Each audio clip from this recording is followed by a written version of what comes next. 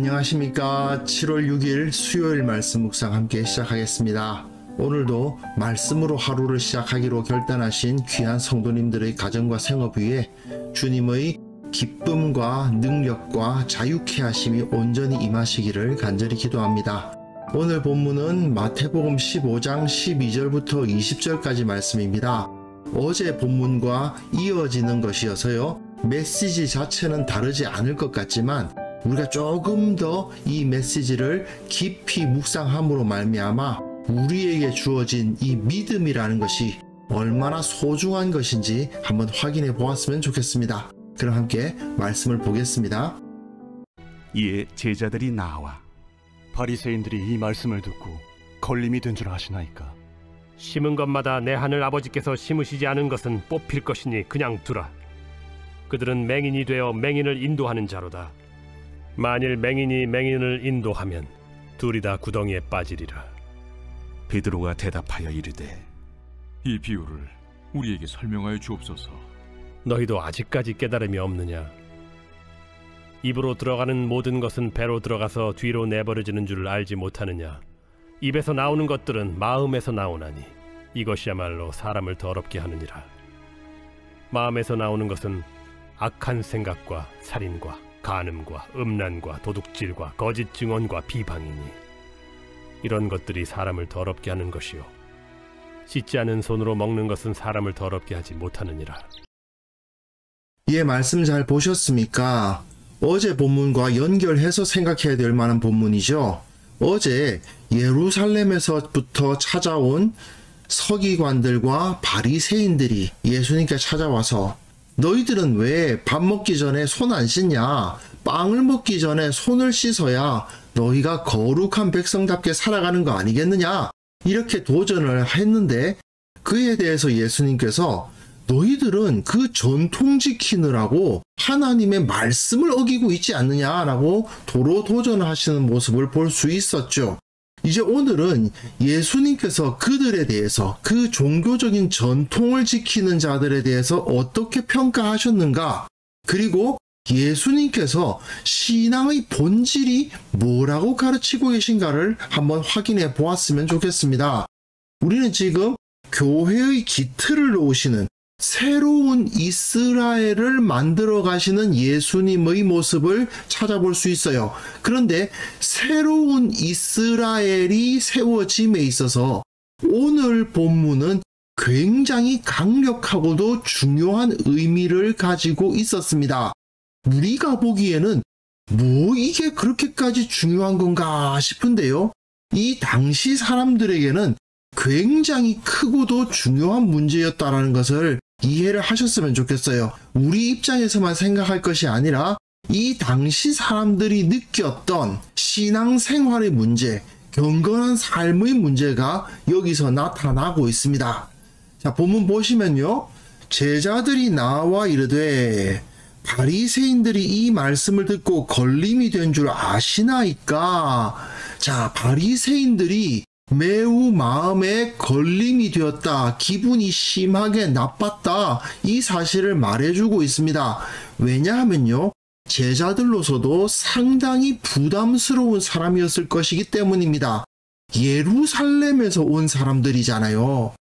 모두 다 유대인들에게 영향력을 끼치는 지도자급입니다. 게다가 이 당시에 예루살렘에서 온 서기관과 바리새인이었으면 산헤드린 공의회원일 가능성이 매우 높습니다. 자, 산헤드린 공의회가 어느 정도로 큰 영향력을 가지고 있었냐 하면요, 여기가 이스라엘이 있는 곳 아니겠습니까? 여기가 예루살렘이거든요. 그런데 유대인들이 예루살렘과 그 주변의 유대아 땅에만 살 수 있었던 것이 아닙니다. 도무지 거기에서만 살 수가 없었기 때문에 이 로마 전역에 퍼져 살았어요. 주로 보면 이 동쪽, 아무래도 예루살렘이 이쪽에 가까우니까 동쪽 지역에 많이 살았던 것은 사실입니다. 그러나 또 여건이 안 맞는 사람들이 있겠죠. 그렇기 때문에 이 사람들은 여기로 건너가서 헬라 지역까지 건너갈 뿐 아니라 로마에도 유대인들이 많이 살았고요. 바울의 말에 의하면 이 서바나, 이 지역에까지 유대인들이 가서 살고 있었던 것을 알 수가 있습니다. 그러니까 사실은 이 전역에, 로마 전역에 유대인들이 다 퍼져서 살고 있었던 거예요. 각 도시마다 회당을 짓고 거기서 유대인 공동체를 이루어서 거기서 나름대로 살고 있었어요. 그런데 놀라운 것은 이 사람들이 이 예루살렘 산헤드린 공의회가 뭘 결정하면 이 전역에 흩어져서 살던 유대인들이 다 그 결정사항을 존중했다는 사실입니다. 산헤드린이 예루살렘에서 뭔가를 결정해서 유대인들은 이제부터 이렇게 하기로 했다 결정을 하면 여기 서바나에 사는, 지금이야 뭐 비행기가 있으니까 금방 갈 수도 있겠습니다만은 그래도 금방은 아니죠. 굉장히 먼데 옛날 같으면 얼마나 멉니까? 그런데도 불구하고 이 서바나에 살던 사람들이, 로마에 살던 유대인들이 산헤드린의 결정사항을 듣고 존중할 수밖에 없었던 거예요. 그 정도로 산헤드린 공의회의 위상은 상당히 높았습니다. 그걸 생각해 보면요, 예루살렘에서 온 바리새인과 서기관들이 예수님의 말씀을 듣고 걸림이 되었다. 이거 상당히 심각한 느낌이 들지요. 제자들 입장에서도 야, 이거 어떡하려고 그러시나 하는 생각이 들었을 것입니다.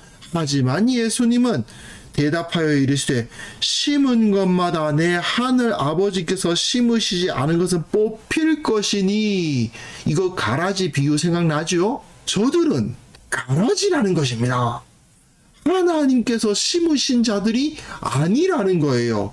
아니, 로마 전역에 흩어져 사는 모든 유대인들이 다 그 결정사항을 따를 정도로 권위를 가진 산헤드린 공의회원일 가능성이 있는 사람들인데, 그 사람들이라 하더라도, 교황이라 하더라도, 뭐 총회장이라 하더라도 하늘 아버지께서 심지 않은 자일 수 있다라고 말씀을 하시는 거죠. 예수님은 저들을 전혀 두려워하지 않으십니다. 그리고 존중하지도 않으시죠. 왜 그렇습니까? 저들이 가지고 있는 지위 자체가 본질이 아니기 때문이에요. 본질이 아닌 껍데기에 불과한 것이었기 때문에 진리를 추구하는 사람들은 본질을 붙잡을 거 아닙니까? 그러나 종교에 붙들린 자들은 껍데기를 중시하죠. 저 사람들 말하는 거 봐라. 빵 먹기 전에 손 씻는 거 가지고 뭐라 그런다. 성경에 기록되어 있지도 않은 거, 그거 붙들고 그게 뭐 대단한 것이냐 말하고 있다.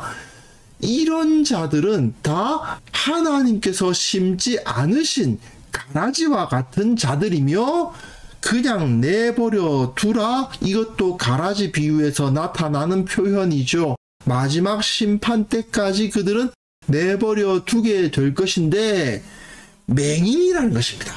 보지 못해요. 하나님의 지혜를 가지고 있지 못해요. 그런데 문제는, 안타까운 점은 맹인으로서 맹인을 인도하고 있어요.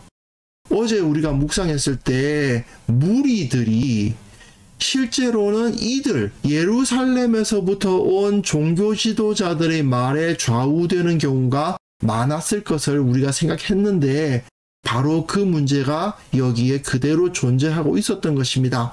예수님의 가르침을 받아들이기보다는 이 사람들, 예루살렘에서 온 종교 지도자들의 말을 따르는 사람들이 더 많았겠죠. 그러나 안타깝게도 맹인이 맹인을 인도하면 둘이 다 구덩이에 빠질 수밖에 없지 않겠느냐, 이렇게 말씀을 하시면서 저들을 질타하고 계십니다. 그러므로 예수님께서는 저 무리들이, 제자들이 아니라 무리들이 저 맹인들의 말을 듣고 자기들도 맹인으로서 결국 둘 다 구덩이에 빠지는 그런 현실이 눈앞에 펼쳐져 있다라는 것을 보시고 안타까워하시는 것을 알 수가 있습니다.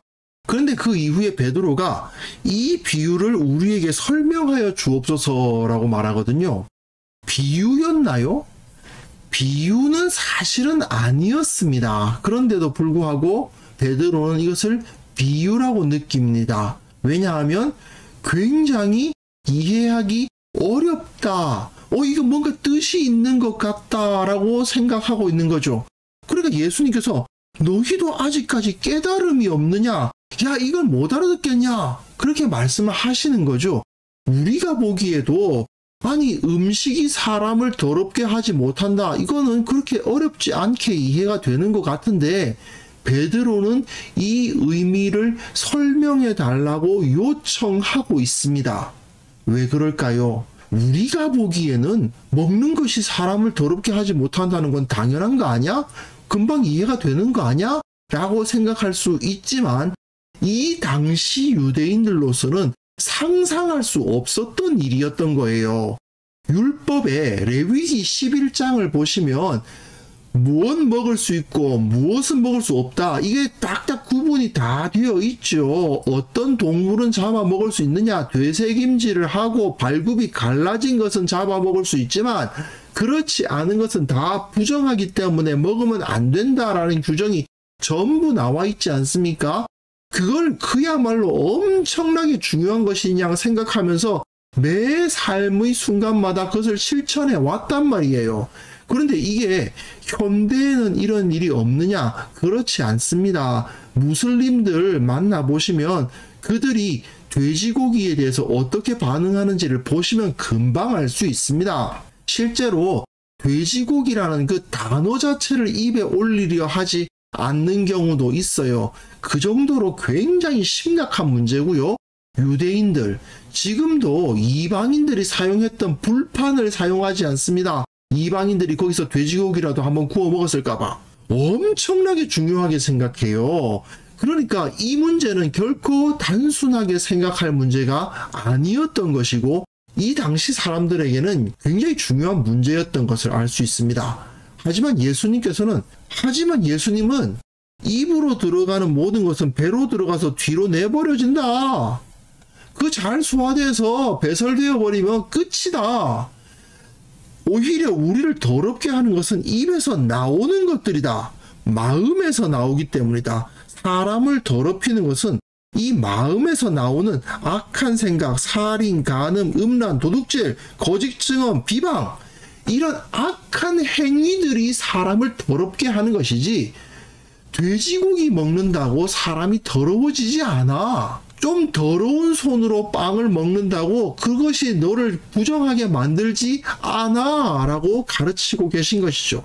언뜻 보기에 대단한 것이 아닌 것 같고 뭐 그걸 가지고 그렇게 대단한 문제로 어이구 어떻게 그런 말씀을 이렇게 느꼈겠는가 싶지만 실제로 유대인들은 이 말씀에 충격을 느꼈고 그리고 이 말씀이 엄청난 혁명적인 가르침이 되어버렸던 겁니다. 사실요, 복음이 온 세계에 퍼져나감에 있어서 이 말씀은 어마어마한 원동력이 됐습니다. 복음은 더 이상 무엇을 먹느냐 같은 이런 문화적 차이에 의한 장애를 겪지 않을 수 있거든요. 어떤 문화권에 가든지 간에 말입니다. 돼지를 먹든 쥐를 먹든 간에 오직 그 마음의 중심이 예수 그리스도를 향하여 있느냐 없느냐 그것이 판단의 근거일 뿐이지 그가 어떤 음식을 먹느냐 어떤 옷을 입느냐 어떤 식으로 말을 하느냐 어떤 식으로 모임을 갖느냐 등등은 전혀 상관이 없다. 이것이 예수 그리스도의 복음이거든요. 그러다 보니까 복음은 온 세상에 퍼져서 온 땅을 뒤덮을 수 있을 정도의 능력을 갖게 된 거죠.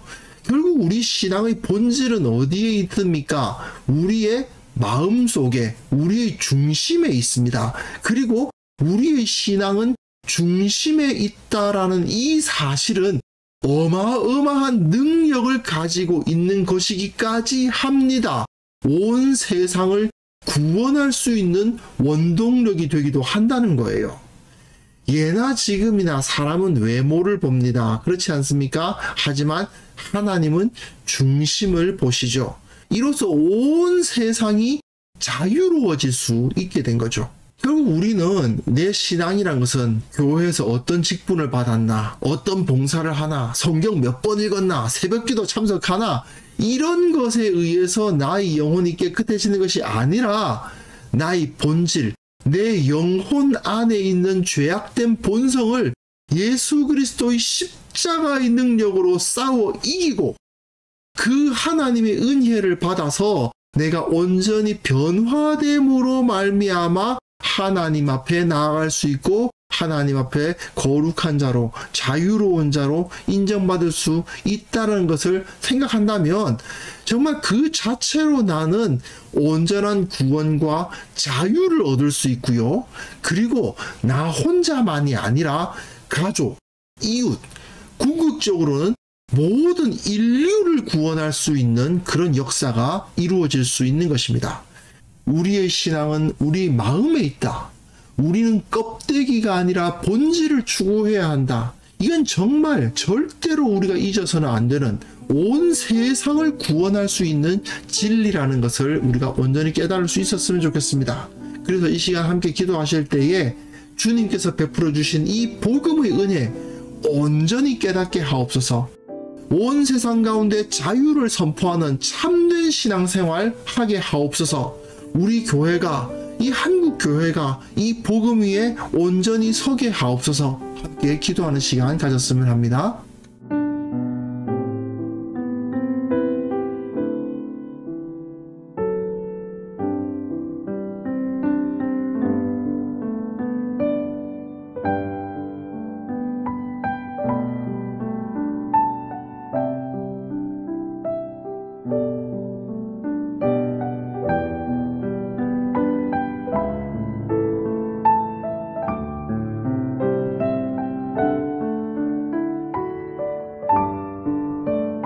거룩하신 하나님 아버지, 주님께서 베풀어 주신 그 복음의 은혜 올바로 깨닫게 하옵소서.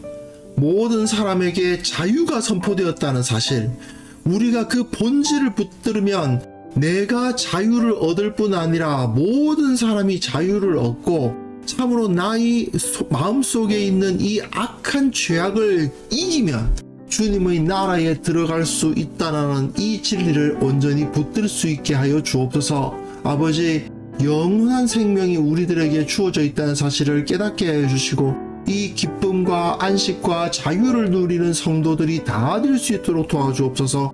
우리 교회에 속한 모든 성도들이 이 기쁨, 이 자유, 이 안식을 누림으로 말미암아 진정한 역동적인 공동체, 살아있는 공동체가 될 수 있도록 도와주옵소서. 우리의 예배가 살아나고 우리의 관계가 살아날 수 있도록 도와주옵소서. 우리가 복음 위에 설 때 이것이 가능할 것을 믿사오니 주여 주님께서 은혜를 부어주시기를 원하옵고 바랍니다. 특별히 한국 교회를 위해서 기도합니다.